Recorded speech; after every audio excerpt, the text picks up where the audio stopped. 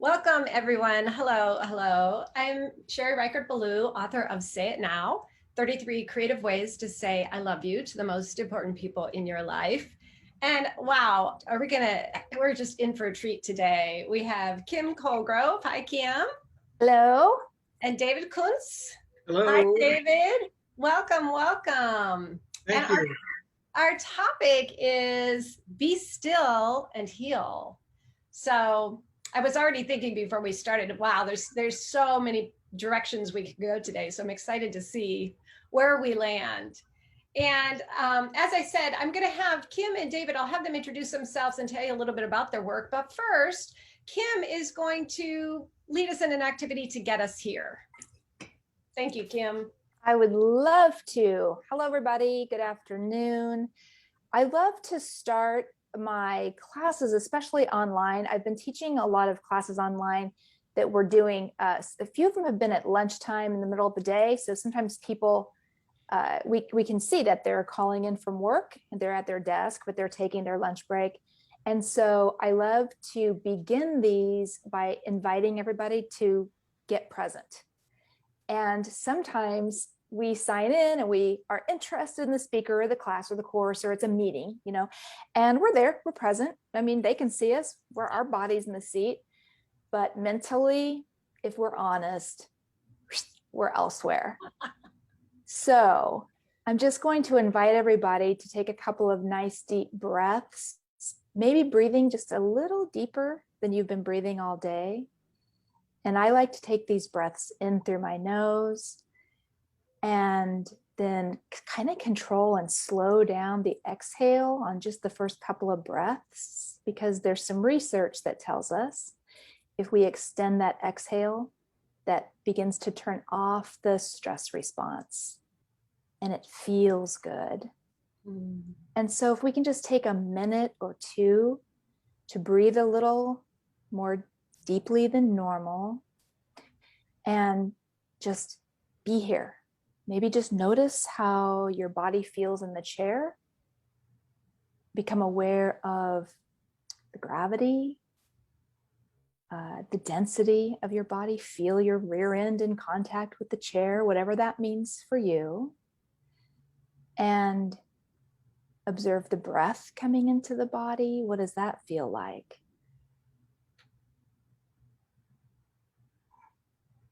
How do you feel in this moment?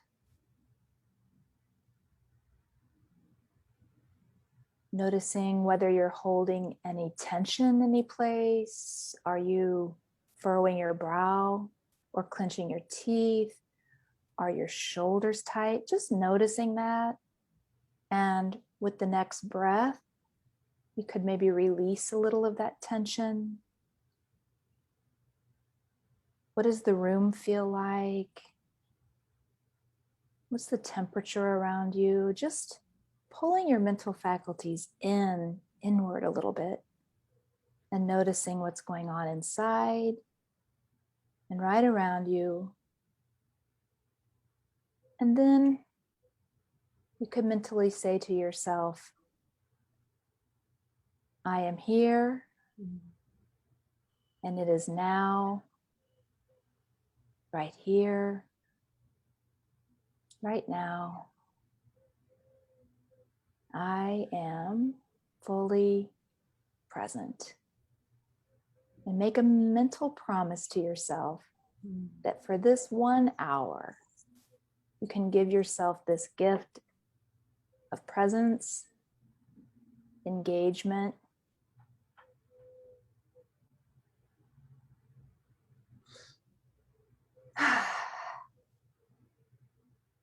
so here we are.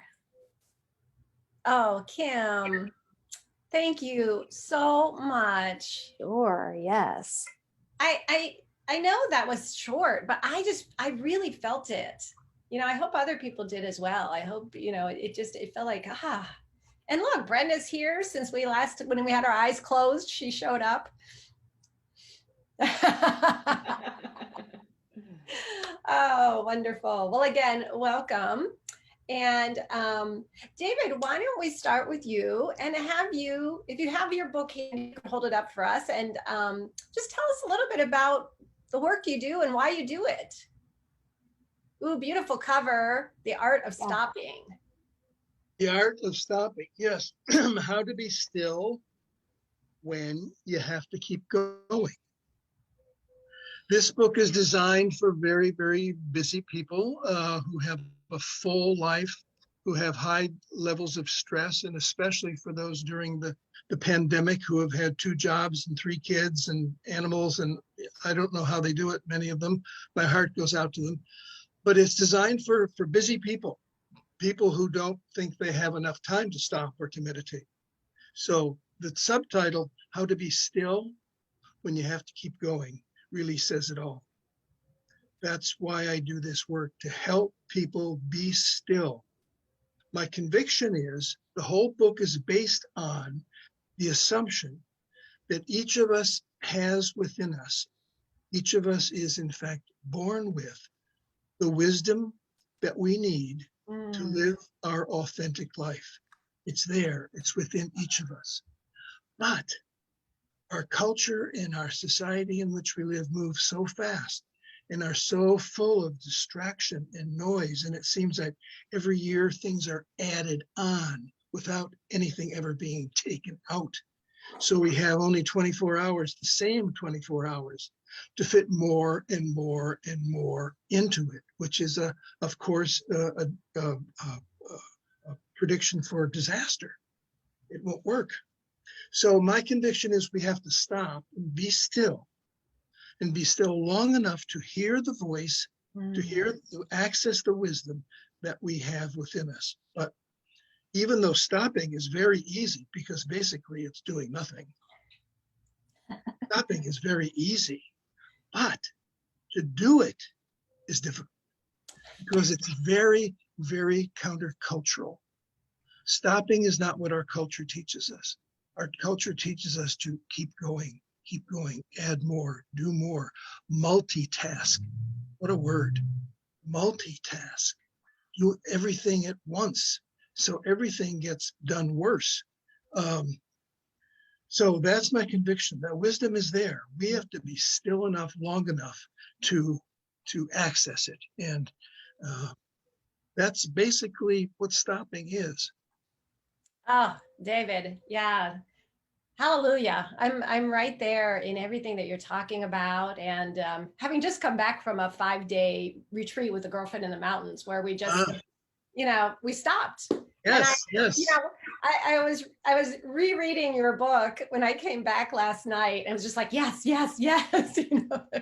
Exactly. Yes. You things are there. They're there in all of us. I mean, every spiritual tradition, East and West, teaches us that. And we're born with that wisdom. We just have to access it. Ah, I love that. And I can't wait. I know you're going to share a little reading with us after we talk to Kim for a minute. So I'm excited to hear what you've chosen. Great.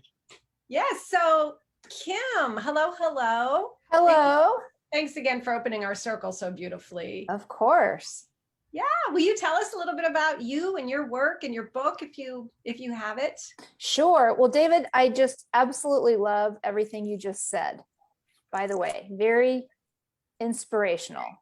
And I agree with you about it being countercultural. I always say to people in my presentations that I'm going to suggest that you sit still and do nothing every day. And that's counterintuitive to almost all of us. So there's a learning curve. There's some practice that is necessary. So my book is Mindfulness for Warriors. And I work predominantly with first responders and veterans, and it's kind of expanded. I've had a lot of mental health professionals and healthcare folks reach out because they all experience a very similar kind of stress and trauma. And this demographic, my audience, is skeptical. I'm just going to say skeptical because they are go-getters. They tend to be kind of type A personalities. They're fixers, savers, rescuers. And so it's been an interesting experience to work with these individuals, but I am encouraging them to explore everything that David mentioned. And so I teach meditation and mindfulness. I actually have an organization, and we offer resilience training. And we kind of really focus on holistic wellness and getting this previously pretty skeptical demographic to accept the premise that by accepting or engaging with mindful practices, it can really help open them up to anything and everything else that might help them to be more resilient and stronger and healthier mentally and emotionally and physically. Because like David said, we are in our society, we are trained to focus externally. And this audience especially they're trained as helpers, guardians, protectors. And so they are predominantly focused on others. And sadly, they don't pay much attention often to themselves and their own well-being. And, the best place to start is in here and asking yourself, as you said, what do I need? What do I need to be more balanced, to feel better? So that's my book in a nutshell is really speaking to first responders. And I am encouraging exactly what you said, David. I sometimes have to be very tricky in my approach to get them to open up in my language. But but it's all the same stuff, and it's all good stuff. And it's at the core of well-being for all human beings is the awareness of the importance of going within. Yeah. Wow. Well, and Kim, I just want to add, Shelby's been so kind. She's putting the links to each of your books in the chat. That thank you. You tell, so many beautiful personal stories in your book that, again, you don't have to be a first responder to be able to relate to what you're talking about and to some of the ways in which, I think you talk about both, like, the physical trauma and also the emotional trauma. Yeah, no, you definitely don't have to be a first responder to engage with everything that I'm doing. Because I mean, really, if I can break through with this demographic, who, these people who they're very like culturally, and they're almost like a family in each individual profession. And so they're often not open to outside concepts, they kind of just stick together. And they will admit that they're a tough crowd and sometimes very skeptical. So no, you definitely don't have to be a first responder. I mean, listen, if I can get cops to meditate, I think I can work with anybody. The information is broad, and it's for anybody and everybody. We have all experienced intense stress and trauma in our lives. So the core of the book really are the 9 first responders that I interviewed. And they share with us how they struggled or suffered with stress and trauma, secondary trauma, being exposed to and impacted by the trauma of others, and how they found a healing path and how they stay well. And that's information that any of us can benefit from. Yeah. And again, I am excited to hear both of you read from your books, but I always like to take advantage. Brenda, can I put you on the spot, as I love Always. It's become one of my favorite things when you're here is I love to hear how you found your way to these books, or how they found their way to you.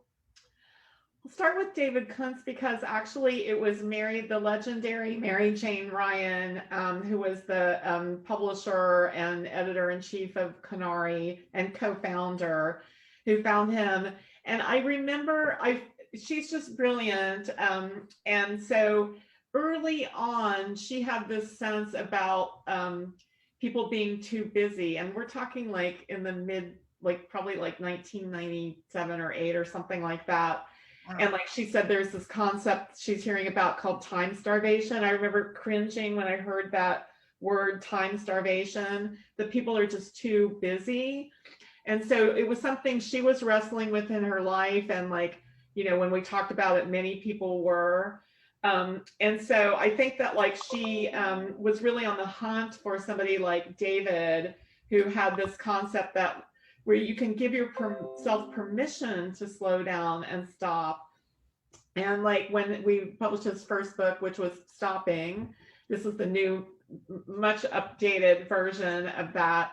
I read it and loved it, and incorporated a little moment of stopping into my everyday life, which when I was presenting it to the sales reps, like in 1998 or 2000 or whatever it was, I demonstrated to them. Like, so I was really into essential oils even way back then. And like, so I would take like whatever one I was resonating to that day. Maybe it was vanilla, maybe it was like peach or something. And I would put a little bit of it on a pulse point and rub it on my wrist and then breathe it in. And that was my like sort of meditative moment where I could take a break in a busy day. And then there's sort of the medium level one. And then there's the big, long, the longer concept where you really give yourself permission to reset. So that's how that happened. But I would say that like, I still do this. Yeah. So like, it's been a lasting thing for me. And like, I have to say that like David and Mary Jane Ryan nailed it, because the busyness has not stopped. And with like social media and smartphones and everything, like we're only busier. Like even during the pandemic, like shelter in place, lockdown, people were crazy busy. So I love that like they saw what was coming and gave practices to help. And boy, do we need them more than ever now. Yes. And then Kim, I feel like that was like, I mean, I have told people that like, I can't get over the sort of miraculous timing of that. I mean, so Kim's project came to me, I was immediately riveted by her story and how she was turning her pain and loss into helping. Like that's means so much to me as a human. And so I was just like really into her book and how much it was going to help people, help the helpers. And so then like, I still can't get over the fact that it came out in March of 2020, like when first responders were maxed out, like they were just like being called upon, like they had never been massively. And there was her book. And I know her book was really helping those helpers when they needed it the most. And I feel like that, like the universe had something to do with that too. So I just, both of those stories, like of how those books came to be, like are very personal to me. And I just feel so, honored and happy to have been a part of releasing those into the world where they can do their work. Oh, thank you. And I just realized I didn't properly introduce you. I just was like, Brenda's here. But so Brenda is the associate publisher at Mango Publishing. And I'm so grateful because it is one of my favorite things to hear. We all, I'm presuming all of us here love books and we love to read. And what a treat to not only get to hear directly from authors, but to also hear from, the publisher behind the books, who chose the books. I feel like that's one of the, it's such a delight. So thank you. Always happy to share because I think the backstories of books are pretty fascinating. And like sometimes there are the miraculous timing does sort of speak to the fact that it was, the stars aligned in both cases, the stars aligned. Right. And I think as readers, I'll speak for myself, but I often may not be thinking in those terms. I may be loving a book, but I'm not thinking, wow, what was going on the year or two that led up to this being in my hands. And so the miracles, and there are many, which is what I love about, when you tell the stories, there's always those miracles. Well, let's get to hear a little bit from the actual books. Kim, why don't we start with you? I think you brought us something to read. Okay, sure. Yes. So this whole conversation just really has me thinking about, it seems like the busiest amongst us are the least likely to be open to the pause. Exactly. or stopping for a moment. And so to that point, I've started offering and teaching what I'm calling micro practices, because I started to realize people understand what I'm saying intellectually. They get it when they're in front of me and we're discussing it. But if I circle back with them in 3 months, they're not practicing, because what does everybody say? I don't have time. I wish I did. I don't have time. So I've been dropping in micro practices. I've been thinking about that since David spoke about, just getting people to pause, and everyone, kind of buys into that rhetoric of, I don't have time for this. I don't have time for that. So I was listening to Brenda and I thought, gosh, I mean, that's a pause in your day. Taking a moment for a drop of an essential oil, inhaling it, breathing it in, and just giving your brain at least that much of a pause. So anyway, kind of an aside there about the busiest amongst us. And you're right, Brenda, my book was published on just within a day or two of when my hometown shut down. Mm-hmm. And I work locally with a lot of law enforcement, firefighters, paramedics, and EMTs. And the ensuing months were horrible, just horrible for everybody that I know personally or talk to regularly. And so I actually have had in the past year, a lot of people reach out to me and say, your book was so timely in one of the worst years of my life, because they really have suffered. So anyway, I just chose, considering the topic and pausing and stopping and kind of focusing on mindfulness, I just chose this segment of my book that the question is, why practice mindfulness? So there are 2 aspects to mindful awareness that we talk about in my classes. When you begin practicing mindfulness, it's important to understand the process and the goal. The 2 aspects of awareness, mindful awareness, are self-awareness and present moment awareness. So present moment awareness, I like to initiate this conversation by talking to people about the power of the present moment in time. In order to become familiar with the present moment, you first have to realize that the present moment is now, right now, this exact moment in time. It's also important to remember that the time is always now. You might look at your watch and see that it's 4:11 p.m. Central Standard Time, but the actual time is now. Take a moment to think about this. Now is the only moment in time that ever actually exists, the only moment in time in which you have any power to do anything. The past is gone and the future isn't here yet. And the next segment is titled Self-Awareness. And this is something I really try and get people to understand and consider in a deep way.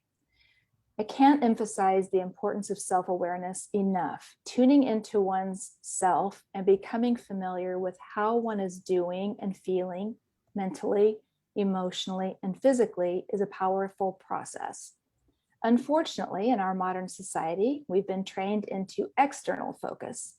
From an early age, we're taught to mentally override pain and discomfort. We're encouraged to put other people ahead of ourselves and to ignore our own desires, discomfort, concerns, and even pain. I'm suggesting that it's time for us to become a little more self-centered in a healthy way by becoming centered in self. Becoming more aware of one's own state of being and needs is healthfully selfish, and in my opinion, it will not diminish your ability to take care of others and offer yourself in service to the greater good. The opposite is actually true.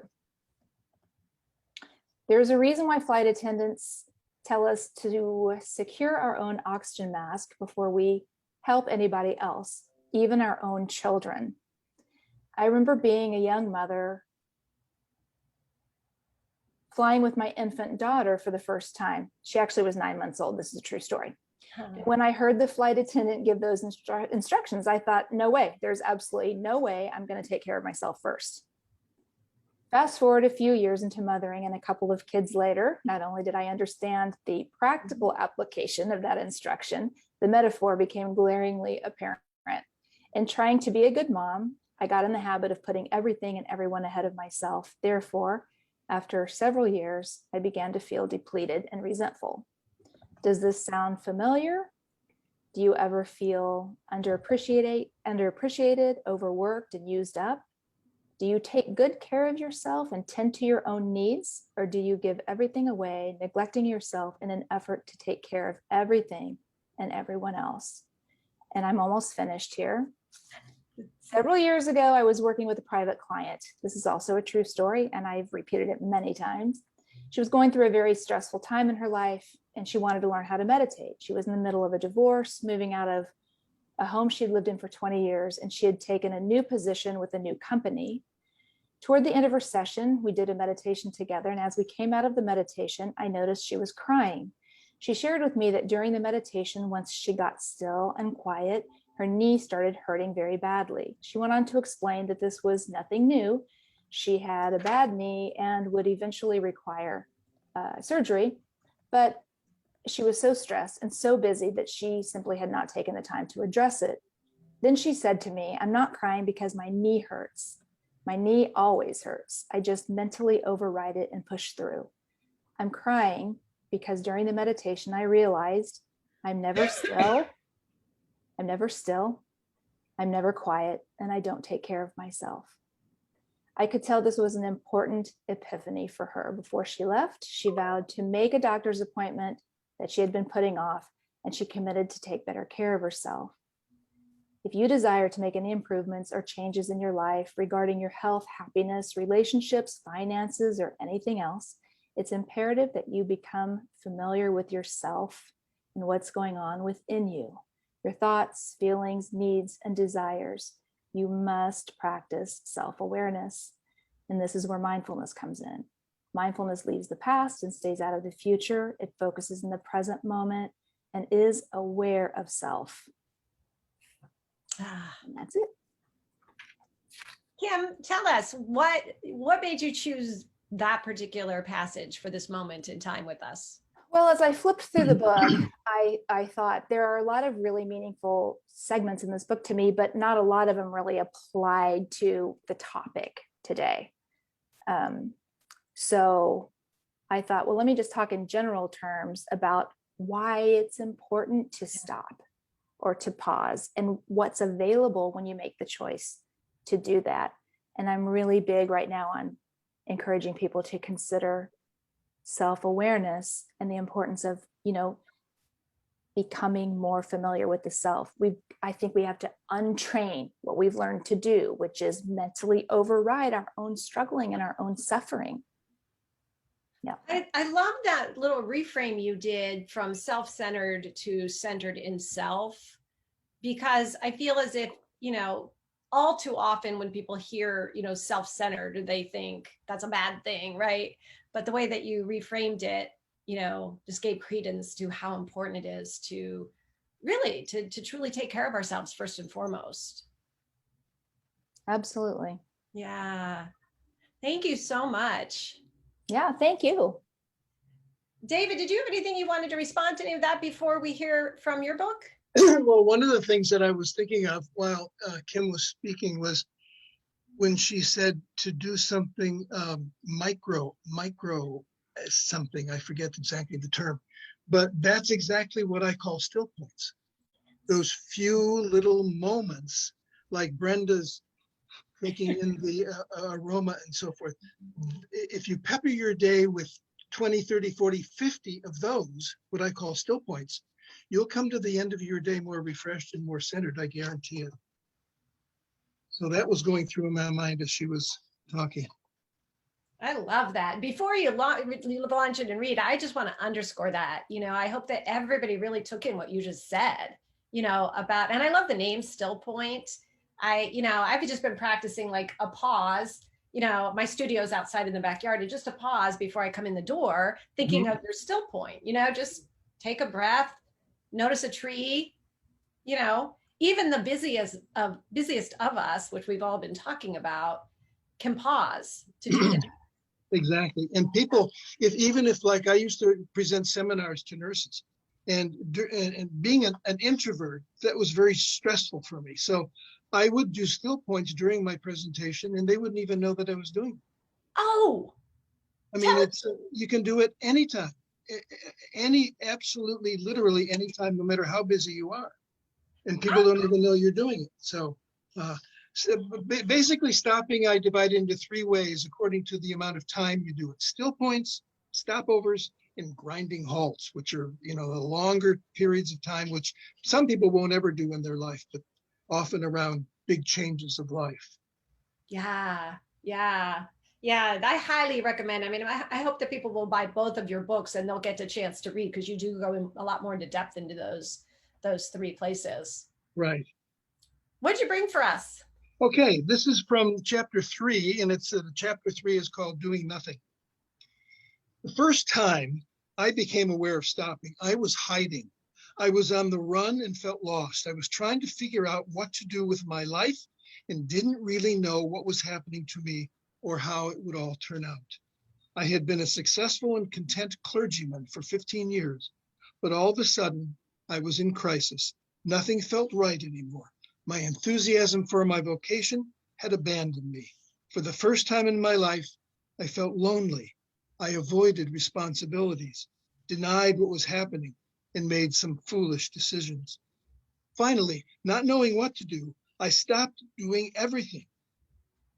I didn't do it on purpose. I did it because I didn't know what else to do.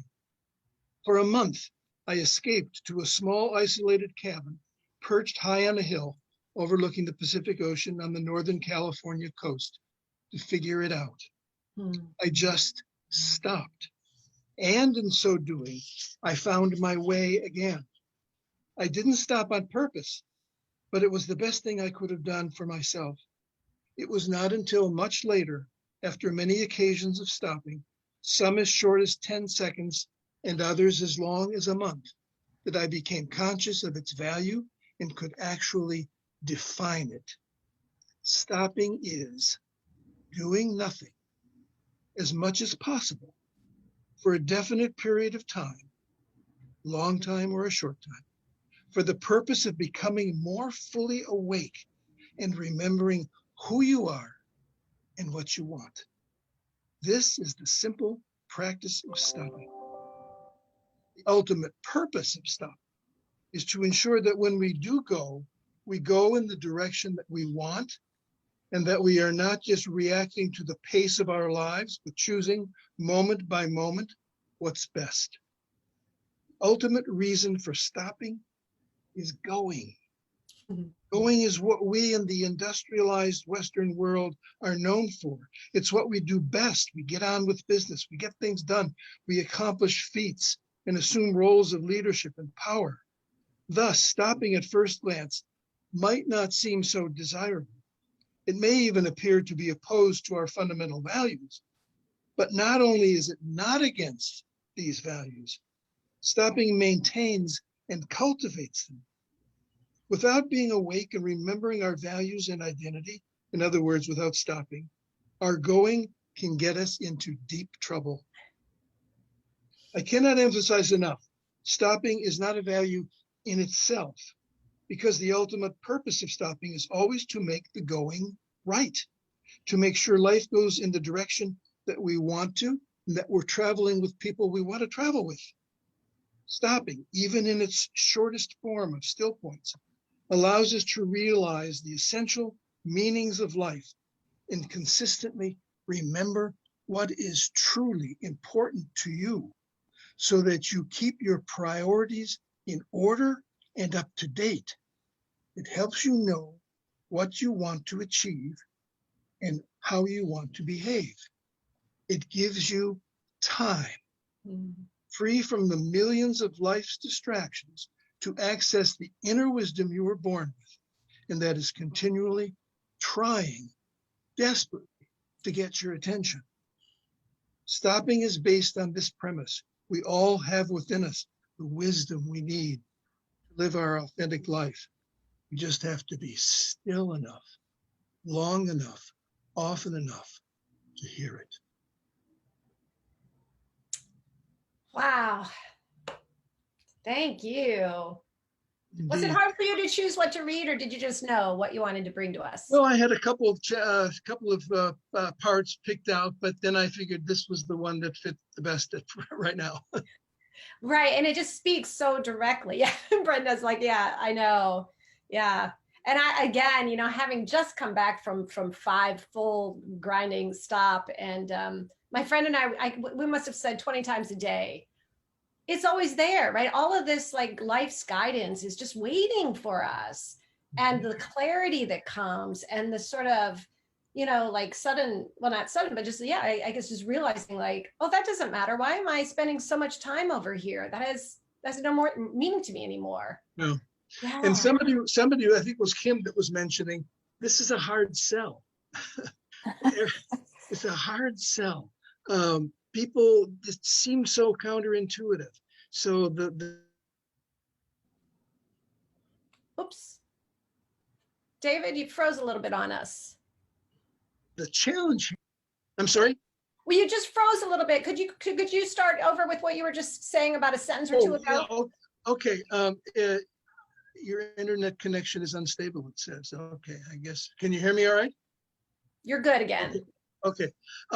Yeah, it's so challenging because it's so countercultural, and it's so hard to convince people that because they come at this saying, I don't have time. You're asking me to do something else on top of what I'm doing. But my conviction is, if you do still points that no one's going to notice, and that everyone, including you, including everybody, actually can do, then you will enjoy them so much, you will do longer time because you want to. And you'll do what you want to do. And if you want to do them, you'll do them. But if you don't want to do them, you won't. So I'm convinced that those smaller times accumulate and convict you that this is good. This is good for me. And if you feel it's good for you, you'll do it. You'll find a way to do it. Yep. And just to totally underscore, I mean, my experience has been, I've gone on personal retreats for many years, and the amount of time that gets saved, right? Because we get that clarity, we get the direction. And I think, not that that's particularly why I started doing it, it wasn't really about that, but that's the way I always try to sell it to people. It's like, I know you think you don't have time, but wow, wait till you see the clarity that you get. Exactly. Yeah. I'm curious if anybody who's here, I'd just love to open it up. What do you, Brenda, what are you thinking? Well, I wanted to touch back on what Kim and David were saying about it being a hard sell, because this it might have been happening before I noticed it. But I feel like about 10 years ago, I started noticing that busyness was a part of your status, like how important you are, and that there was almost like a competition in busyness, and that it also became like very commonplace to like schedule a get together or whatever, and then reschedule it a second time, and then reschedule it a third time. And I just remember thinking like, that's I'm not comfortable with that. Like over busyness isn't a good thing. Like it's not, it doesn't feel healthy to me just as a person. And so I just wondered if both of Kim and David can speak to how in the world did being too busy become like a status thing? It has become a status thing. Mm-hmm. Go ahead, David. Well, I was just thinking, it's built into our culture, isn't it? It's begun with the beginnings of our country. The competition, the ambition, the making it, the doing it, it's built into our DNA in this country, and not only in this country, but certainly in this, maybe more than any other. So it's not everyone has that insight, Brenda, that you have, that just, it doesn't feel quite right to you. For most people, I'm guessing, it does feel right to them. It feels like this is what's going to get me rewarded. This is what's going to get me ahead. Yeah, it continues to be a hard sell, I think. Yeah, people are rewarded for working harder than other people. And there's that whole idle hands thing and laziness, gosh, you don't ever want to be considered laziness. And then we started to train our kids into this. So we brought our kids into that rhetoric. And then we started to wear sleeplessness as a badge of honor, busyness and sleeplessness. And I go on 4 hours a night. I go on 5 hours a night. We're so busy. My kids are so busy. My kids are in so many activities. And it almost became like this. Before I quit my corporate job to teach meditation and mindfulness for full time in January of 2011, which, by the way, everyone who knew me thought I had lost it by doing that. But I worked for a company, and it was a sports oriented company, and most of the management team were former athletes, former college coaches, that, kind of, and so a similar kind of personality and energy. And I used to always try and integrate. I used to say, wouldn't it be so interesting and progressive of us to integrate meditation into, the company? And they would always shut me down, and and I never gave up. But then I would think, I'd be walking up and down the halls or pay attention to conversations happening outside of offices and that. And the most go-getter type of people that were the busiest, that would thought meditation, mindfulness, or pausing for a moment in our day was hooey, would hold their coffee cups, and I would walk past and go down the hall and talk with someone and stop in the break room and come back by. And for 20 minutes, they would be standing there talking about how busy they were. They have no time for anything. They were here last night till 7 and went home, and their kid had a this and a that, and they had to take work home, and they worked till 1 o'clock. And I always thought, hey, so maybe if you'd stop standing around telling everyone how busy you are and just go back to your desk, because I'm here from 9 to 5 and I'm getting everything done. But I think that's become a thing. That rhetoric in our society is, you're more important if you're very busy and you hardly sleep. Thus, we have to work on giving, as you do so well, Kim, giving people permission, helping people give themselves permission to do this. I think it was the French philosopher Marcel Proust. No, I'm not sure who it was. All of human beings' difficulties stem from the inability to sit still in a room. Yes. Yes. And that's so many people. And I know you probably encountered this a lot in ministry, and I encounter it a lot with the people I work with. I also work with a veterans organization. So I work with a lot of combat veterans, and because of the mental static and chaos and the emotional pain and just the nature of the work they've done, I meet so many people who do not possess the ability to sit still with self, sit still with themselves and be quiet. I mean, they've completely lost the ability to do that because of all the internal pain and chaos. And gosh, we've got to, it's there, the being, the stillness, it's inside of all of us. And we've got to encourage people, to relearn what you did when you were a child. When we were little children, we would frequently sit and stare off and daydream and, be in the classroom and look outside and daydream and get ourselves into that still place. But we've lost it as a society. But I do think it's starting to get better because people are open. When I first started this work, I mean, I was trained in meditation in 1976. I was 10 years old. It was a weirdo, wacko thing back then. And I would say in the past decade, there's been, especially the past 5 years, there's been a real opening. I agree. Yeah, people are becoming more open-minded to what used to be considered new agey. Right. Yeah. Sherry, I don't know if you have time, but I have a poem exactly about that fear. Have we got a few minutes for me to read it? You know what, David? We always have time for a poem. You betcha. Bring it on. This is by Pablo Neruda, and it's called Fear. Exactly what you were talking about.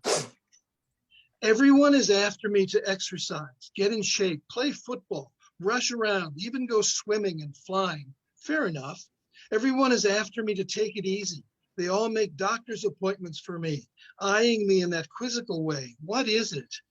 Everyone is after me to take a trip, to come in, to leave, not to travel, to die, and alternately not to die. It doesn't matter. Everyone is spotting oddnesses in my innards, suddenly shocked by radio awful diagrams. I don't agree with them. Everyone is picking at my poetry with their relentless knives and forks, trying no doubt to find a fly. I am afraid. I'm afraid of the whole world, afraid of cold water, afraid of death. I am, as all mortals are, unable to be patient. And so, in these brief passing days, I shall put them out of my mind. I shall open up and imprison myself with my most treacherous enemy, Pablo Neruda, me. We're all afraid of ourselves more than anything else. That's why we can't imagine sitting still in a room for a half hour. We'd go nuts. You know what? I'm inspired in this moment to have a still point. Everybody up for that? Can we just have, I don't know. Yeah, all right, good. Close your eyes, turn your energy in, and be still. Breathe.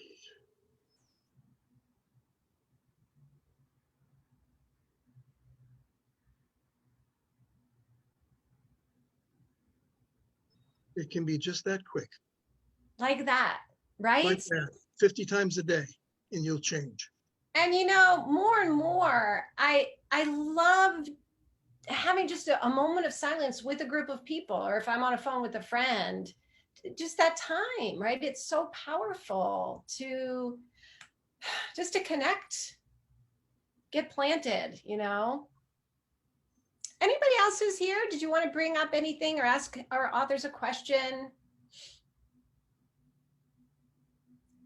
Oh, Nita, yeah. I thought you know, I was almost called on you before you even raised your hand, but then I thought better of it. I just want to chime in on the micro practice, maybe still points. I recently finished a 200-hour meditation leader training program, and my final research project was on what my teacher Sinjin Young calls micro hits. And I did a lawyer's layman job of some scientific research on Google Scholar, let's just say, which was basically putting in brief mindfulness in quotes and see what came up. And I came up with 9,000 studies. So I spent the requisite 2 hours scanning through them. I did not read all 9,000 of them. But what I found was that there is scientific research, and they are with all kinds of people, from the general population to nurses to Alzheimer's patients to caregivers to the first responders Kim works with, all that kind of stuff, again and again, all these different and it was anything from, by brief, that was the definition that I had to look at, was anything from maybe 10 minutes to as little as 5 minutes. And sometimes it was 5 minutes once before the evaluation. Other times it was, 10 minutes once a week, but it even 5 minutes once. And that study, I think it was, they were veterinary medical students that were preparing to do their first surgery on a live animal. And they had a control group that were given, like positive thinking messages, and they had a couple different things, but not mindfulness. And then they had a control group that was just given a 5-minute mindfulness meditation. And then they did their procedure. And then afterwards, they used both physical, actual, heart rate and skin temperature and things you can actually measure, as well as self-reporting. And the mindfulness group measured better, in terms of lower heart rate, lower than the control group, and with 5 minutes, and that just so impressed me. So, because that's what my kind of process was during this was a 9-month training, and that was sort of we each had a focus that we chose, and those micro hits was sort of my thing. So I had to come today because I was like, I think they're probably going to talk about micro hits. I just wanted to share that. So thank you so much. You're speaking my language and preaching to the choir here with me and the dog. So thank you. Oh, Nita, thanks for bringing that in. I love this. Just as the phrase that Brenda, and I forget who it was that brought it to us, which was that synchro destiny, right? Monk Yunru. Monk. Monk. Yeah. So just as a little bit of synchro destiny, I have been making notes about micro actions of all kinds and the impact on my life, you know, whether it's a quick handstand in the middle of the afternoon or 1 minute meditation. So I'm such a huge fan of all of this conversation. Mm-hmm. We only have about 5 minutes left, and I know David's going to close us out with something, but before that, I like to ask our authors, so we'll come back to you first, Kim, which is, you had a microphone for the world right now. What is the message right now that you would want to give? I mean, a nutshell version of what we're talking about today, encouraging people to find a moment here and there to learn what it means to turn your focus or your awareness or your attention inward, and to slow down. This weird thing happens when you adopt some kind of mindful practice. When you say you don't have time for it, if you adopt some kind of a mindful practice where you do slow down and stop and take a pause, even if it's 1 minute a day, 3 times a day, those micro hits, micro doses.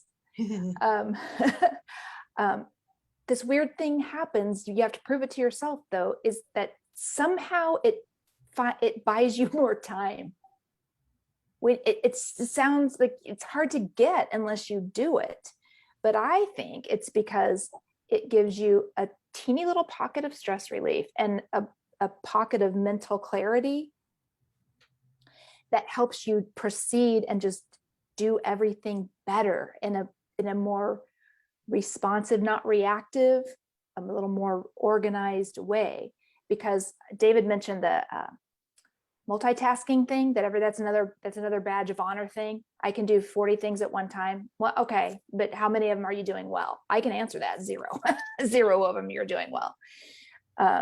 So anyway, that's it. I would just give them like a Reader's Digest version of what we're talking about today. And also, everyone needs the science and the research, and I completely get it. But another way to see if it works is to just start doing it. Oh, yeah. Thank you. I love that. Just start doing it and see for yourself. Yeah. So David, same question to you is, if you had a microphone to the world. Well, as Kim was saying, it's paradoxical and it's countercultural, but it's true. So what I would say to the world is believe in yourself. Believe that you can, in fact, push through your resistance. And to back up what Kim was saying, Milan Kundera is the Czech novelist, and he has a syllogism that goes like this. And this is what I would say to the world. Slowness is to remembering as speed is to forgetting. If you want to remember something, slow down. If you want to forget everything, speed ahead, go full blast. So you're slowing down, you can do. Don't be afraid. What's going to come up is not nearly as scary as you think it is. That's certainly been my experience with clients and with parishioners and with people that I deal with. They're afraid. We're afraid, like Neruda's poem. He's afraid of himself. He's going to lock himself up with himself. That's what we need to do. So punch through that resistance, punch through that fear, and somehow find your way to just be still, and you will love it. I guarantee you. Now, there's another thing. I don't know if we have time to add to this, but some people have different metabolisms than others. And for some people, stopping and doing nothing is much more challenging because of their bodily metabolism. So what I encourage people to do in that case is pace. Walk in a predetermined circle around your room, so you don't have to watch where you're going, or your body will keep moving. Or try the labyrinth. Many of you, I'm sure, know what labyrinth is. Labyrinth is a wonderful way to stop while going. So Don't use that as an excuse. Ah, great. Oh, thank you. Thank you. And before we officially close out, I know, David, you were going to have a little activity for us. Okay. Are you ready for that? I'm ready. I'm not ready. Okay, I Brenda. want to invite everyone to Sherry's virtual event next week with the Women's National Book Association. I dropped the link in the chat. Sherry gives us so much of her time, love, energy every week, and I would like for us to pay her back by attending her event and getting the word out. And it's how to make meaningful gifts for dads, grads, and everyone. And it's from her book, which is right behind her, Say It Now. So say it now. We love Sherry, and we're going to come to her event next week. All right. Ah, Brenda. Mwah. Now I'm ready. Okay.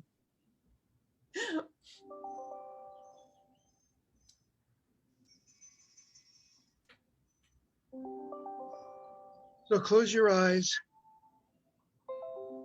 Breathe. Breathe again. And focus simply on the rest of your day today. This afternoon, this evening. What will you do? Where will you go? What will you be? What values and meanings do you want to accompany you? Be still and consider this afternoon, this evening.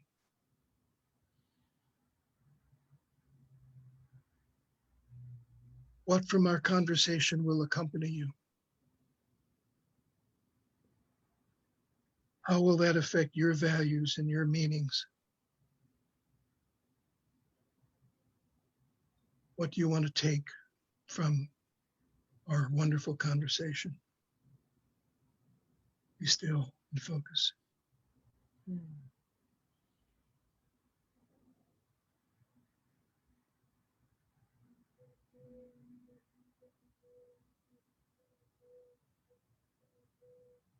With gratitude to all, slowly let your eyes open, be present again. Ah, what a gift today. What a gift. David, Kim, thank you both so much. You're more than welcome. Everything you brought, and most of all, your presence. You know, I feel it from both of you. Thank you so much. Thank you for inviting me. What a great conversation. It was a pleasure, and I really am deeply appreciative. Oh, well, and always also, you know, thank you, Shelby, for coordinating our whole Zoom and getting us all together. And of course, you know, thank you, Brenda. Thank you, Mango Publishing, for everything you do. And to all of you who were here and everything you brought. And I know we have some other authors here. Mwah. Thank you all. We are here every Wednesday. Hope to see you again. Come back. It's always fascinating. And as Brenda said, you know, I hope to see you at a workshop. We'll be making a creative gift live. So love to see you. Bye, everybody. Great. Thank you. Have a Bye, great everybody. week.